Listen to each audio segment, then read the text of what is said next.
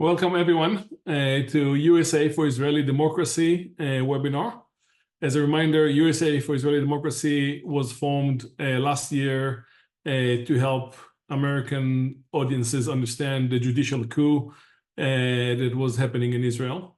We stopped activities since October 7. This is our first webinar. We are very happy to have Amir Tibon, a friend of the forum, who will speak on both hats. He experienced the events personally, and he also is a journalist perspective. So with that, Amir, the floor is yours. Hey, Oz, thank you so much for inviting me to speak with USA for Israeli Democracy, and thank you to everyone who joined this afternoon, for those joining us in the US, and the evening here in Israel. I'll say a few things about the place where I'm speaking with you from right now, and also to explain my perspective, I'll provide just a little bit of background about my work. I write for Haaretz newspaper about diplomatic affairs, Israel's relations with the world, with other countries, and of course the main focus is the strategic relationship with the United States. I was a few years ago the Washington Correspondent for Haaretz. I was there for 3 years. I covered the Trump administration. I wrote about the signing of the Abraham Accords and about the everything that happened during the Trump presidency, the outbreak of COVID, the massacre in Pittsburgh at the time, the rally in Charlottesville. There were a lot of interesting events. And my home in Israel, which is not where I'm speaking from right now, is in Kibutz Nahal Oz. Kibutz Nahal Oz is a small community located directly on the border with Gaza. Just over 400 people who are living less than a mile from the border between Israel and Gaza, right across from Gaza City. And my community was attacked on October 7 by Hamas, just like all the other Israeli communities along the border with Gaza, specifically because we are so close to Gaza, and Nahal Oz is officially the closest community. We got hit very hard. 150 terrorists entered our kibbutz and killed 15 of our friends and neighbors in gruesome acts of murder that left a very, very difficult impact on our community. 7 of our friends and neighbors were kidnapped into Gaza on October 7, and 5 of them have since been released, thanks to the deal that was orchestrated by President Biden in November that led to the release of more than 100 Israelis from captivity in Gaza. And sadly, 2 of our friends, 2 of my personal friends, I should say, are still in the hands of Hamas in Gaza. Omri Miran and Tzachi Idan, both of them parents, young children. They've been there for almost 200 days now, and we hope that President Biden can orchestrate a second deal for the release of the Israeli hostages. He's the only one in the world who can do it, frankly. And I will just tell you that at least some of the families that I know personally of the Israelis who are being held in Gaza and of those who have been released say it out loud that President Biden has been more helpful on this issue than any other world leader and any other leader in the world, including, sadly, our own leaders who we're not sure about their intentions on this issue on certain days. What I want to speak with you about today is a little bit about where we're heading with the war, what we're seeing right now on the international scene, and how all of this is affecting the US-Israel relationship. But before I dive into that, I just want to give you a small update about what's happening with people like me and my neighbors and my entire community and tens of thousands of other Israelis who have been evacuated from their homes since the night of October 7. This is an important story that is not getting a lot of attention in the world, and it shows you, on the one hand, the impact of the war on Israeli citizens, and on the other hand, sadly, some of the deep failures that we've been seeing from our own government.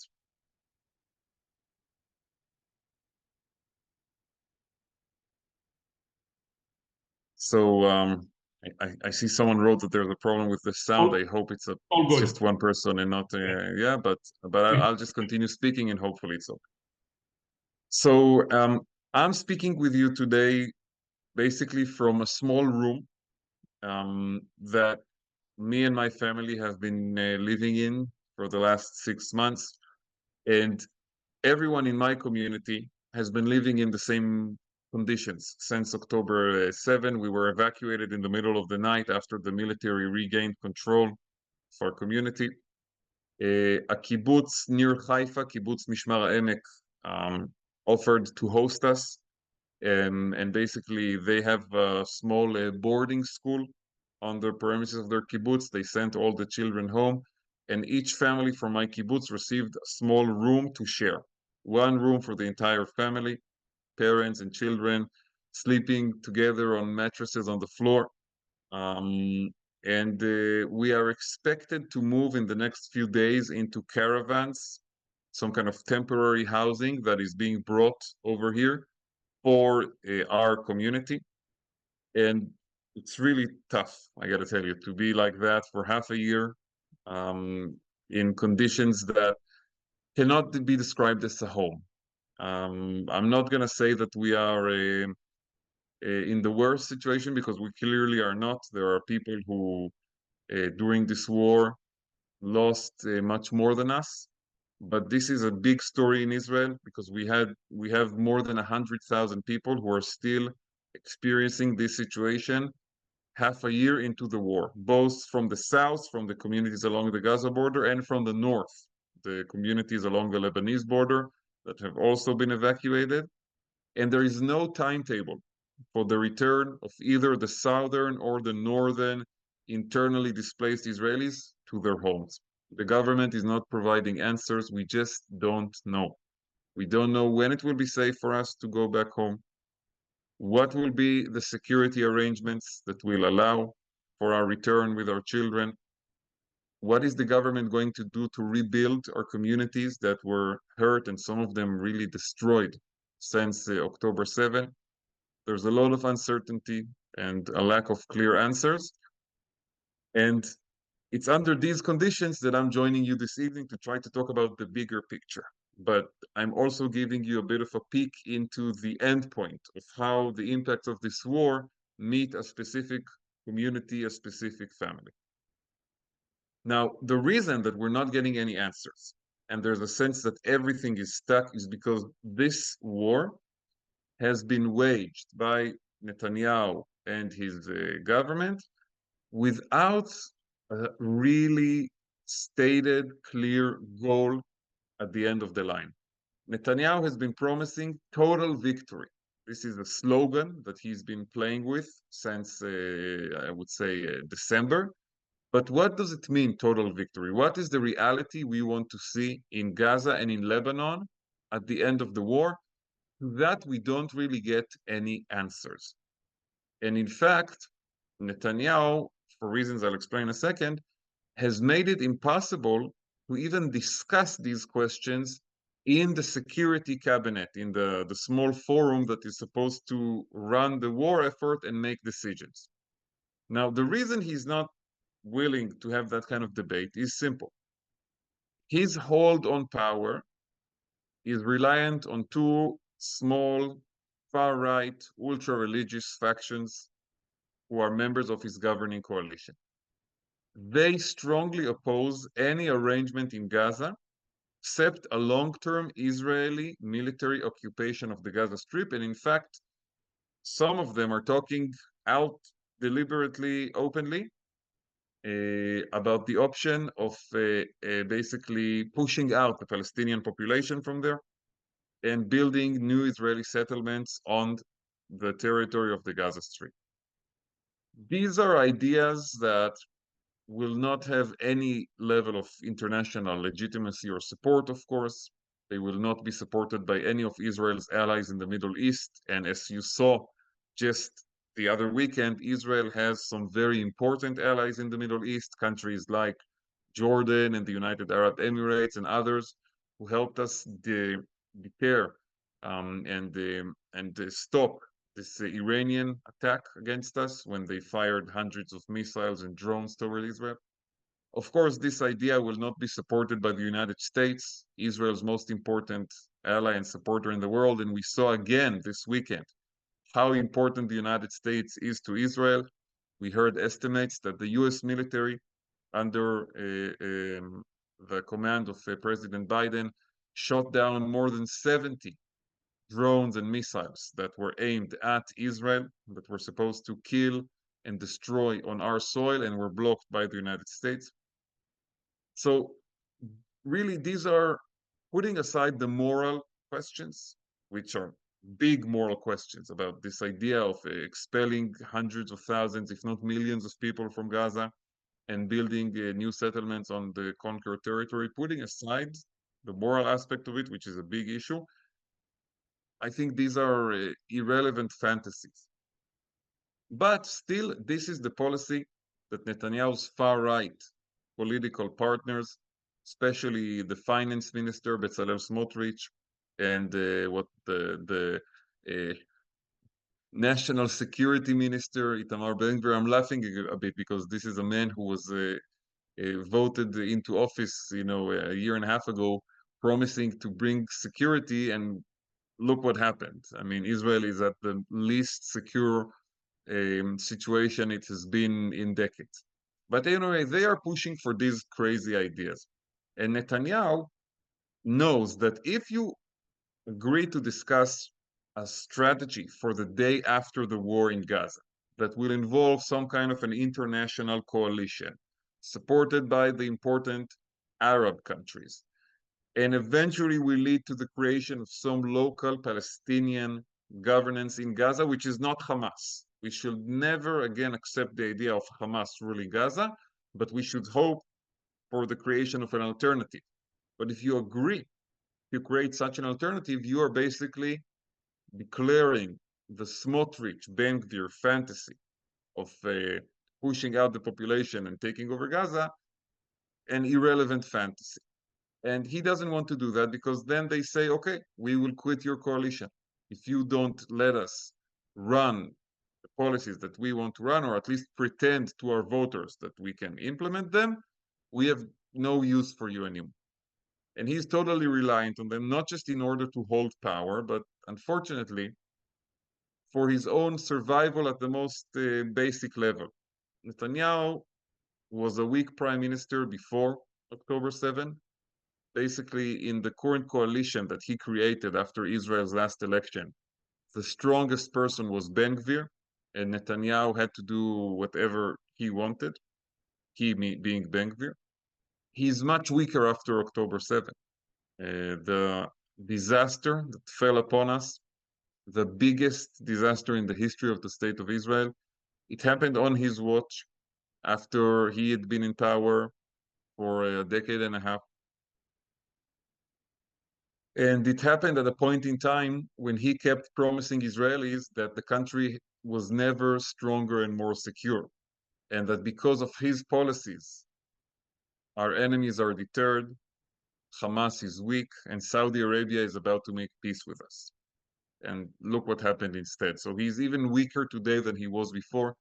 He completely relies on Smotrich and Ben-Gvir, and at the same time, he's still dealing with his own legal troubles. His trial is ongoing.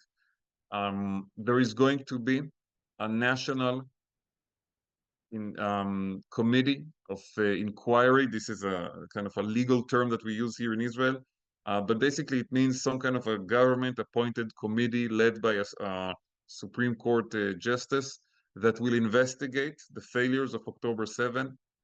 And it is almost certain that this committee will find him responsible.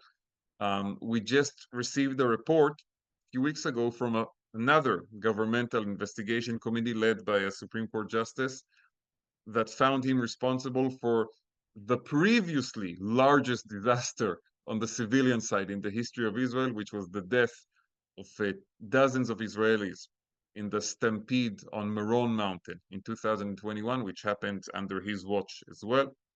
And that committee said he's responsible for their death and for this disaster.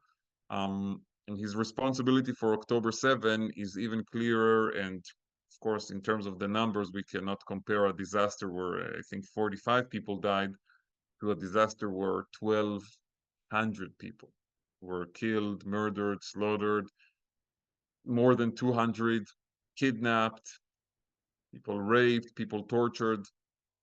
Unthinkable.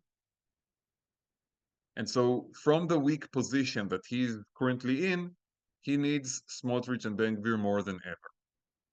This puts him at odds with all of Israel's allies and supporters in the world. And it's important to understand something. After Israel was attacked on October 7, the vast majority of the Western world supported Israel's response in Gaza. We opened our offensive, our counter-offensive, I should say, after Hamas attacked us, and you did not see any protest from governments in the West. You did not see, in fact, a lot of opposition either from the most important Arab countries, the Egyptians, the Jordanians, the Saudis. They understood, the Emiratis, they understood we have to act. They understood we cannot let this go unanswered. And there was actually hope that if Israel succeeded in the war, it would be able to take down Hamas, eliminate this terror supporting a government in Gaza, and instead of it, we will get a different kind of Palestinian government over there, supported by these important countries, by Egypt, by Jordan, by the Emiratis and the Saudis, by the United States and the EU, and all of the other countries that coalesced into this moment of supporting Israel after October 7. And with that government, we could create a new, better situation and better future, eventually also making it safer for me and my family and all of our community to go back to Nahal Oz, to our kibbutz on the border. That opportunity was completely squandered. We are today looking at a situation where half a year into the war, there is no plan for the day after. Hamas is looking right now at a real possibility of re-establishing its power in Gaza at the end of the war, despite all of the sacrifice of our brave, courageous soldiers, so many of whom died and were injured and risked their lives in this war, including my younger brother and several of my cousins who fought during this war on the Southern Front. And we are seeing the world turning away from the initial support of Israel because all of these friendly governments, whether it's the United States, Britain, where you have a conservative prime minister right now, and there is debate about perhaps putting an arms embargo on Israel. I mean, just the thought that the conservative, okay, maybe if Jeremy Corbyn was somehow leading the UK, God forbid, we would understand this. But we have today a conservative government in the UK debating this idea. So, you know, the US, the UK, France, Germany, of course, Egypt, Jordan, the Emirates, the Saudis, all of these important countries that supported us in the early stages of the war, when there was a sense that we are going to take down Hamas and create a better reality in Gaza, are today asking themselves, what is the Israeli strategy? Where is Netanyahu leading this war? And they don't have answers, just like we here in Israel don't have answers. President Biden came here 10 days after October 7. I know in those first days and weeks of the war, everything happened in, a crazy pace. and it seemed like events of entire weeks were happening within hours. So it's easy to forget how significant that was for an American president to touch down in Tel Aviv 10 days after this massacre of Israeli citizens, at a time when the entire country was still under rocket fire. There were rockets fired all the time at Tel Aviv and at Jerusalem and Haifa, and not to mention, of course, all of the areas closer to the southern and northern borders. And for the first time ever, an American president came to visit Israel during an active war with Tel Aviv under fire. And he came here. He met with Netanyahu and with the war cabinet, including the ministers who then had joined the government, the more moderate centrists, Benny Gantz and Gadi Eisenkot. And I can tell you, from a personal perspective, I actually got to meet President Biden during that visit, because what happened, the US Embassy in Israel organized a group of 12 Israelis who were personally impacted by the events of October 7 to meet with the president. And I was lucky to be invited. Just to give you an understanding of what it means personally impacted, I had a group of 5 Hamas terrorists right outside my home, standing on my front porch, and they fired dozens of bullets at my house, through the windows, into the living room, while I was barricading with my wife and 2 young daughters in our what we call safe room, this room built of concrete in the house that is supposed to withstand rocket attacks. And we were locked inside there in the darkness with a 4-year-old and a 2-year-old for hours. In the house in front of me, one of my next door neighbors was murdered by the terrorists.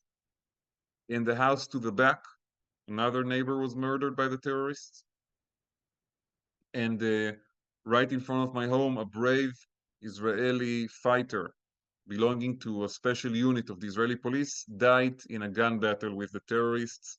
And when we left our house in the middle of the night, it was surrounded by 7 bodies, most of them of the Hamas terrorists. So I was one of the 12 Israelis who experienced this kind of horror on October 7, invited to meet with the president. President Biden had all of his diplomatic meetings with the government.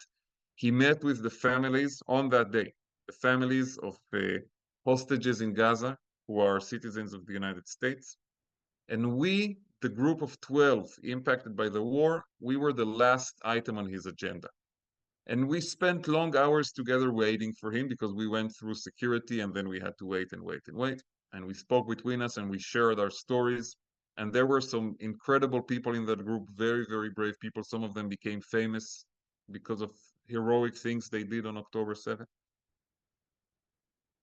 And we all agreed that President Biden will probably meet us for 5 minutes. Maybe he will give a short statement, and maybe 1 or 2 of us will get to speak with him. And we agreed who the 2 that will get to say something to him will be, and what they will say. But eventually, after all the time we waited, President Biden arrived, and he entered the room, and he did not give us 5 minutes. He gave each one of us 3 minutes on their own. He began walking through the room, approaching every person, shaking their hand, looking into their eyes, listening to their story, hugging people, shedding tears with people who had lost their loved ones. And really the emotion that came out of him was unbelievable. And after he went around the room, he gave a short statement to the press. There were some journalists there, and then the media left. And we were sure that it was over, and all of us were already so excited and touched by the attention that he had given us.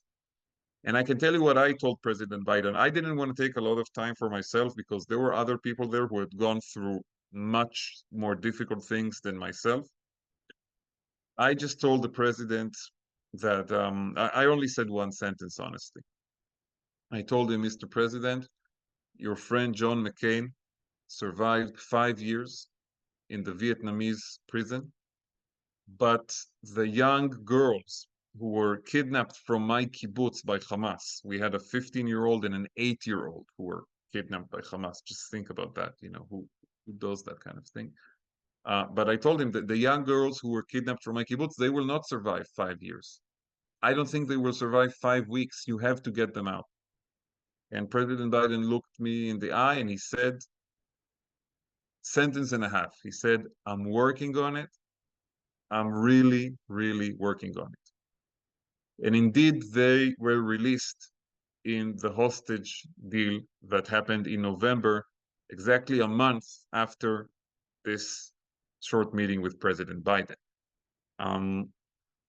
But after all of that was over, he gathered all of the Israelis in the group after the media left the room, and he spoke with us for another 20 minutes about loss and grief. And he shared his perspective of someone who lost his loved ones. And he told us one sentence that really stuck with me. He said to this group of 12, he said, all of you should know that every person that you lost on that day will stay with you in your thoughts for the rest of your lives. You will think about them each and every day for the rest of your lives. And I can tell you right now, it's been half a year and he was right. I think about the friends and the neighbors that I lost on that day every day since October 7th. President Biden got it right. Now, unfortunately, for political reasons, this man who came here 10 days after the disaster, who hugged the victims of the Hamas attack, who gave Israel all the backing that it needed in the first months of the war, fight against Hamas, knowing that the United States was behind us, who fought, a very difficult political battle to get the US Congress, despite the mayhem on the Republican side and some of the extremism on the fringes of the Democratic side, to get the US Congress to approve a new security aid package to Israel. He put a lot on the line to get that through, and we hope it will actually get through in the next few days. This man was turned for political reasons into a supposed enemy of Israel. I cannot believe how this had been spun against him. How Biden, after everything he did, including the most important thing, sending those aircraft carriers in the early days of the war in order to signal to Hezbollah and Iran to stay away, how politicians in our government, Netanyahu, Ben Gvir, Smotrich, and others, have somehow turned him into an enemy. And the reason they're doing it is, again, because they want to follow through with their very extremist policies. Obviously, he, and not just him alone, but he's a big part of it, he's standing in their way. He's insisting on a smart strategy for where this war leads us. How does this war create a better Middle East for Israel? How do we use this moment to bring in new forces and to reshape Gaza in a way that will actually benefit the region? And for those reasons, now we are seeing these vicious attacks against him. And we're seeing Netanyahu's aides briefing American journalists against him and trying to somehow portray him as someone who is against Israel. Nothing can be more far from the truth. I'm not saying Biden is perfect. Listen, I have my own criticism of some of the decisions he makes. I don't like everything that his administration says, but if you look at the big picture, what he has done for Israel since October 7, and even in the last few days, with the Iranian attack, is incredible. And it has helped us save lives in this country. And this is the most important thing for us to remember. 1 second, sorry, I have some interruption here.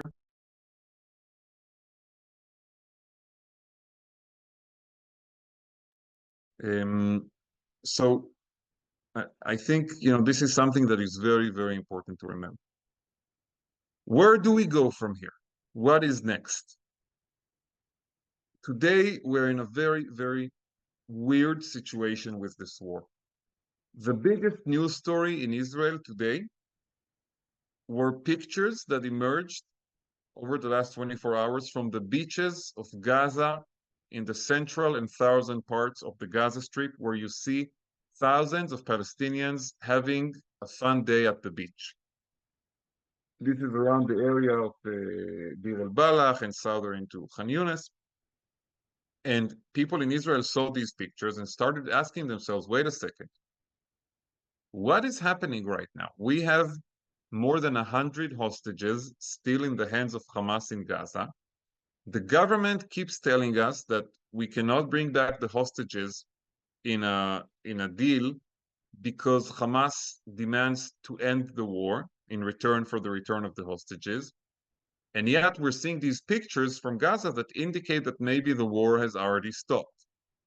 Now, it's more complicated than just, what these images tell us, because the Gaza Strip is not so large, but it is large enough for people to go to the beach in one area and for the fighting to continue in another area. But there is definitely some truth to this question of what are we doing right now? We are losing the hostages every day. People are dying in the tunnels of Gaza. I apologize. It's difficult for me to discuss this a bit because I'm talking here about my friends, but we are losing people every day. And the government says we cannot make a new deal with Hamas because Hamas requires to stop the war. And yet we see these pictures that indicate that the war has really become minimized. We are not looking today at the same situation in Gaza that we saw 2 and 3 months ago, when you have tens of thousands of Israeli soldiers there and the army is constantly on the move. We're looking today at a static, frozen picture where there is still pockets of fighting, but a lot of divisions and brigades have been moved out of Gaza. Israel is concentrating more and more forces on the north because of the risk of increased fighting with Hezbollah. We're also sending a lot of forces to the West Bank because things are heating up over there. We had a string of terrible incidents this week that started with the murder of a 14-year-old Israeli teenager in one of the illegal outposts, a small settlement. And then retribution attacks by extremist settlers against Palestinian villages. And so situation there is very, very tense. And we're not looking today at a full-scale war in Gaza like we did before. Israel came under very strong criticism, including from Biden, because of the humanitarian situation. And we have seen in the last 2 or 3 weeks constant increase in the amount of humanitarian aid that enters Gaza, which again relieves a lot of the pressure from Hamas. Now, I think it was a mistake to begin with to try to use the humanitarian situation as some kind of leverage over Hamas. This was a boomerang that exploded in our face. Basically, Ben Gvir, again, we're looking at Netanyahu's weakness in front of his coalition allies. Ben Gvir did something very, very stupid. There was a protest movement of right-wing Israelis who blocked the trucks that were bringing aid into the Gaza Strip. The Israeli police was supposed to evacuate them, remove them from the roads that block the trucks, and then allow the aid to go into Gaza per the decision of the government. Whether you like it or not, the Israeli government decided to bring aid into Gaza during the war in order to show to the world that we are not trying to starve the population of Gaza, we are trying to fight Hamas. Ben Gvir basically sent a signal to the police not to stop these protests, not to remove these demonstrators from the roads. They blocked the trucks for entire days. This worsened the humanitarian situation in Gaza, and Israel was beginning to face accusations of deliberate starvation of the Palestinians. This worked against us. It turned the world against us. And now we are trying to flood Gaza with aid, even though we're no longer actually doing a lot of fighting in there. So it's like we lost all of the points of leverage we had over Hamas. My personal hope is that President Biden will double down on the opportunity to do some kind of a hostage release deal. I think this is the best result we can achieve out of the current situation, if we can get our people back from their alive, as long as they're alive. And then we do have to think about a long-term strategy to defeat Hamas militarily, diplomatically, economically, and also politically within the Palestinian arena, and bring down its power and replace it with a different Palestinian government that we can work with, that will be supported by the most important forces in the Arab world. Sadly, I don't see that happening under the current government in Israel.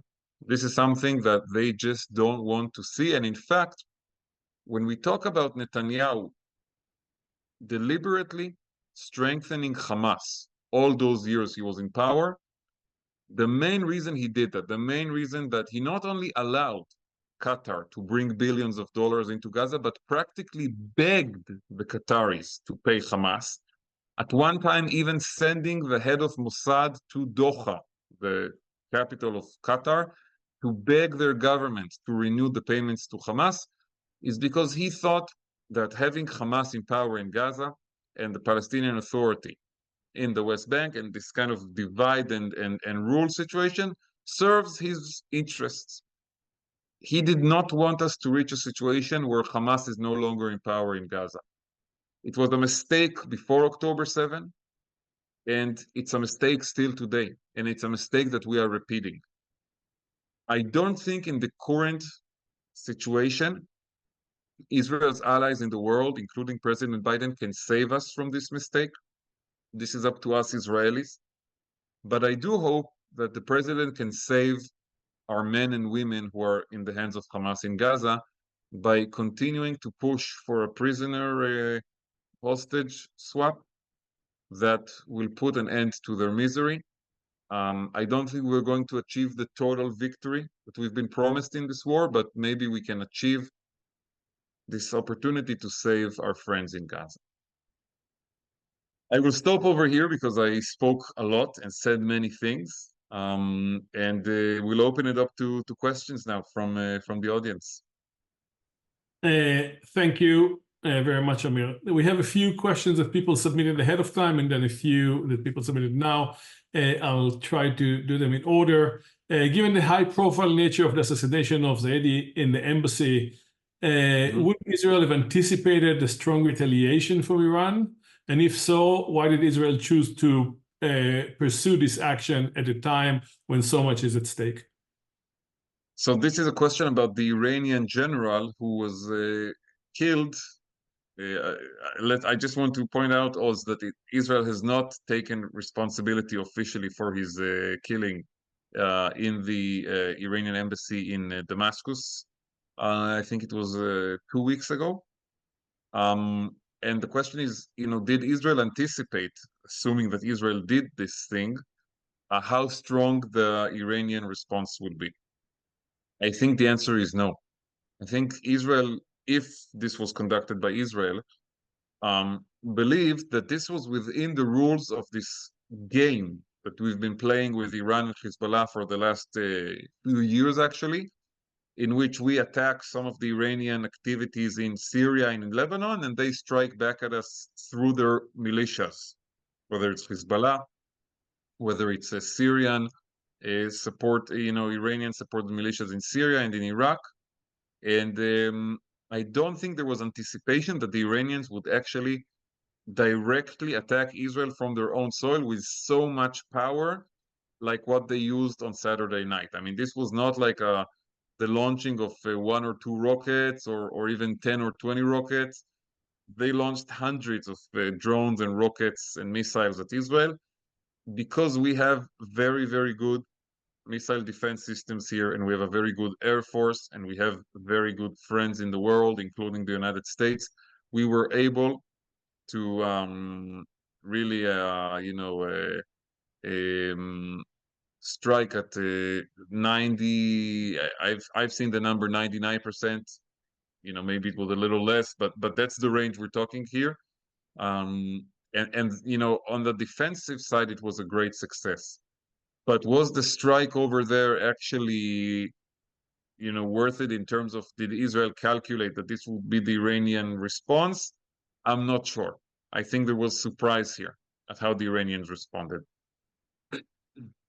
And Adi just pointed out that it's not the embassy, it was next to the embassy. Yeah, it's a building next to the embassy. That's true. It's within the, let's say, within the compound. Okay, Right. that's a true comment. Another question, given how well Hamas is doing in the war and measured by international pressure on Israel, why should Hamas agree to anything that Israel wants? First of all, I want to say something about Hamas. Hamas maybe thinks it can somehow declare victory at some point, you know, if you know, the war eventually ends. This will be ridiculous. Hamas on the military side has been badly defeated by Israel. Our soldiers crushed their soldiers, their fighters, their terrorists, their infrastructure, everywhere they went. In northern Gaza, in central Gaza, in Khan Yunis, everything the Israeli military, everywhere the Israeli military reached, our forces were able to cause significant damages to Hamas and kill, you know, thousands upon thousands of Hamas members, terrorists, and destroy their infrastructure and take away many of their offensive capabilities. So I don't think Hamas is doing well on the military side at all. I do think, however, that it's true that Hamas has won, which is just shocking to realize after October 7, but Hamas has won, let's call it the international propaganda war. Some of it has to do with just the fact that October 7 happened half a year ago, and some of the terrible things that happened in Gaza are more fresh in people's memory. Unfortunately, some of it has to do with anti-Semitism. There are people who will always blame Israel, will always hate Israel, no matter what we do, will always see us as the bad side. And unfortunately, some of it is the blame of our own government, which sent out all the wrong messages, said all the wrong words, picked up unnecessary fights with our allies. You know, one moment I want to point out, I think this was in December or in January, there was a conference in Jerusalem attended by thousands of supporters of the government, calling for the expulsion of the Palestinians in Gaza and the construction of, I think, 20 settlements throughout the Gaza Strip. And you had senior members of the government, including Ben Gvir, attending and dancing on the stage. Now, put aside the terrible message this sent to Israelis. I mean, I have not danced in the last half a year.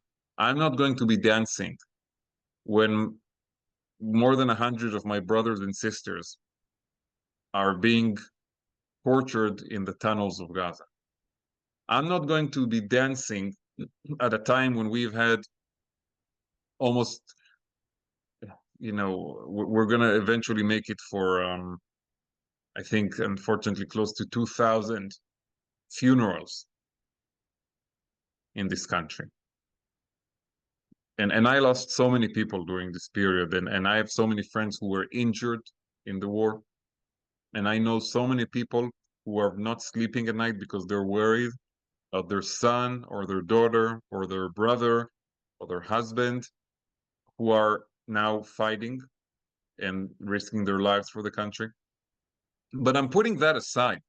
On the diplomatic level, this was such a blunder. This sent such a terrible message to the world about Israel's intentions and played into the hands of our enemies.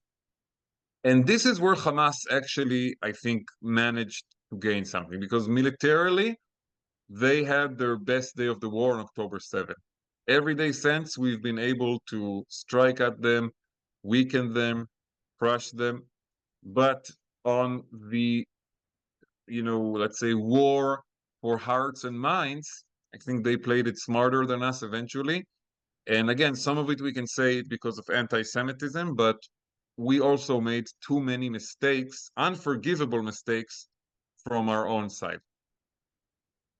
Switching to Israeli politics, how could the escalation protest in Israel demanding elections and a deal release the hostages influence the government's decision and its chances to survive following the October 7th and Iranian attack? In a normal parliamentary democracy, right? Because Israeli system is very different from the United States system. You guys have elections every 2 years for Congress and every 4 years for the presidency. You have term limits. You have a lot of things that we don't have. You have a constitution. We're a parliamentary democracy. There's no term limits. Elections are set to take place every 4 years, but usually governments don't make it that much. We have elections every, on shorter notices than that, let's put it that way. In most parliamentary democracies, a government that oversaw this kind of disaster would resign in shame, and the members of it would never show their face again in the streets. Not this government. They don't feel any remorse. They have not offered any words of sorrow or a regret to the people impacted by this tragedy. I can tell you from the point of view of my community, we have had politicians come to visit us in Mishmar HaEmek, where we've been displaced for the last 6 months. We've had Naftali Bennett, former prime minister, come and visit us. And we've had Yair Lapid, the leader of the opposition here, and Benny Gantz, and Avigdor Lieberman, and then Naama Lazimi from the Labor Party, and many, many others, but not a single member of the ruling coalition, those who were in power on October 7, bothered to come and talk with us, bothered to come and hear us, to come and hear our pain and our anger. They just don't care. There is not going to be a nice way to force them to accept responsibility for the horror that happened under their watch, for the failures that they were responsible for. They're not going to just wake up one day and say, okay, you know what, we really screwed up. We really didn't do our jobs properly. And we should tell these people that we're sorry and give someone else a chance to lead. They're going to do the opposite. They're going to hold with everything they can onto power, blame anyone else but themselves for what happened. And by the way, I don't think all the blame is with the government. I think the heads of the military and the intelligence agencies are just as responsible. And I know that they, unlike the political leadership, are planning to resign. They are waiting for some kind of a moment where there will be an official statement that the war is over to step down and resign. And I respect them for that. I don't respect them for their conduct on the morning of October 7 and in the days and weeks and months before October 7. They are responsible for this just as the government is. I do respect them for saying, okay, we know that this is our fault and we are going to step aside at the right moment. The politicians like Netanyahu, like Smotrich, like Ben Gvir, they are nowhere near that kind of recognition. And it's up to us, Israelis here and supporters of Israel abroad, to make it clear to them that we don't forget and that we don't forgive until they step down and offer words of regret and go home for a few years and stay quiet. That's what I would do if I was in their shoes. A couple of questions about the democracy in Israel. Israel was recently downgraded by a couple of institutions about the state of the liberal democracy as electoral, and it is considered just an electoral democracy. Is the judicial overall in Israel continues under the cover of the ongoing conflict? This is a very important question, Oz. And unfortunately, the answer is yes. Now, I want to explain something.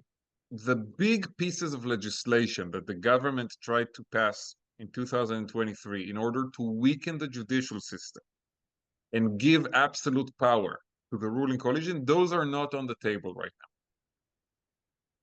now. But they are looking for other avenues to reach the same goal, which is to increase their power on behalf of the other two authorities in Israel, the judiciary and the legislature.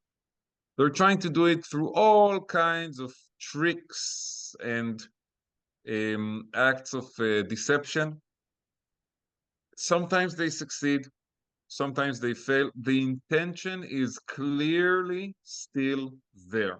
And we have to be very, very alert, very, very aware to what they're trying to do. They have not given up on this hope. They know that if they try to push through this legislation right now, the streets will burn. So they're not doing that.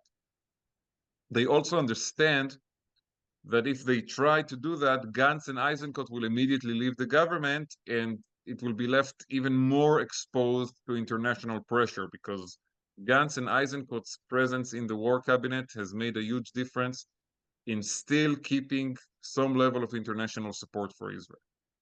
But make no mistake, Netanyahu and his far-right ultra-religious allies, their vision for what Israel should be did not change after October 7th. Their vision is of a country that is less democratic, less liberal, less free, much more religious, much more authoritarian, and they have not given up on it. And we should understand that and act accordingly. And is there anything for people to do in order to get election before 2026 in Israel? I'm not going to tell anyone what to do. Okay, this is not my my field. I will say a few thoughts that I have on this. The voice of American Jewry is very, very important in the battle for Israel remaining a Jewish democratic country based on the liberal Zionist values that this country was founded upon. You have to speak up. You have to make your voice heard. This is something that I think it's a mistake to assume that it's something that only Israelis should be involved in, because we right now are getting a lot of help from American Jewry. I think the different federations in the US have raised billions of dollars to help improve the reality in Israel after the damages of the war. And people in Israel are aware of it and appreciate it. And it's important also for people in Israel to hear what our brothers and sisters in the diaspora think about the future of this country. I do believe that the elections that you guys are heading into this year will also have an impact on Israeli politics. I think Netanyahu's biggest hope right now is to drag out this current unclear reality until your election in November. He is not just hoping, but is actively trying to work against Biden in different ways, and he's hoping to get Trump elected because he believes Trump will not care so much for democracy in Israel, and maybe Trump will put pressure on him to make concessions, you know, in order to sign the next phase of the Abraham Accords or something like that. But Trump will not care if he turns Israel into some kind of semi-dictatorship. This is not going to be a priority. Whereas for Biden, as a president who cares deeply about Israel and is committed to Israel's long-term survival as a Jewish and democratic state, this was always a point of concern. Biden has Israel in his heart. He loves Israelis. And it's important for him that Israel will remain what we always took pride of, you know, as this slogan, the only democracy in the Middle East. And obviously, I think if Biden won re-election in the United States, that would have a big impact on the situation here in Israel as well, and make it much more difficult for Netanyahu and his coalition to do some of the things that they're hoping and planning to do. Let's put it that way. Oz, I think we'll take maybe one more question. Yeah. So let's talk about the solution. Two questions about that. One, do you think, what do you think the solution to the Israeli-Palestinian conflict given everything that happened in the last 6 months. And what do you think about the idea of Eretz Lekulam, a land for all, similar to the EU model of, and then one more question after that. I'm not thinking right now about a big solution to the entire conflict. I think it's not the right moment for that. I think we have to, first of all, find a way to improve the situation in Gaza and have a different power than Hamas take over there. And if things in Gaza will look better and there will be some kind of trajectory of improvement, then it will by itself open up different points of discussion about, other elements of the conflict. As long as Gaza is in the hands of Hamas and we're in this state of fighting, non-fighting, hostages, all of that, it's just not realistic to discuss these big picture, long-term scenarios for the future of the conflict. There will be a time for it. But right now we have to stabilize, first of all, Gaza. And I believe that the fact that Hamas took over Gaza, ruled it for so many years, and used it as a base for terror against Israel was very, very detrimental to the prospects of peace. And by the way, that's why Netanyahu wanted to keep them in power, for those reasons exactly. We first of all have to change that equation, then we can talk about other solutions. Thank you. Last question. You described Biden as perceived in Israel as a responsible adult that helps the Israeli government do the right thing. Is there anything else you'd like to see President Biden do to help Israel? Like I said, and I've been writing and saying this, the most important thing he can do is help us get another hostage release deal. Incredibly important. And I think he needs to keep being sane and a moderate voice on Israel. In American politics, there are extreme voices about Israel. Some people who think Israel should be supported at all costs, no matter what, no boundaries. Other people see Israel as the bad guy in the Middle East, which is completely not true. President Biden, a lot of times, I think, strikes the right balance. He supports Israel, he loves Israel, he helps Israel, he defends Israel, but he also knows when to put some boundaries in the relations, because at the end of the day, he is focused on Israel's well-being and America's well-being and the interests of a larger strategy in the Middle East. Amir, thank you very much. This webinar is being recorded and will be posted on the YouTube channel of USA for Israeli Democracy. You have many comments in the chat, people thanking you, and so you'll read them afterwards. My pleasure. Thank you for inviting me, and thank you for the important work that you did throughout 2023 and that you are going to continue doing into the future. Toda rabba. Toda rabba, Amir. Thank you. להתראות.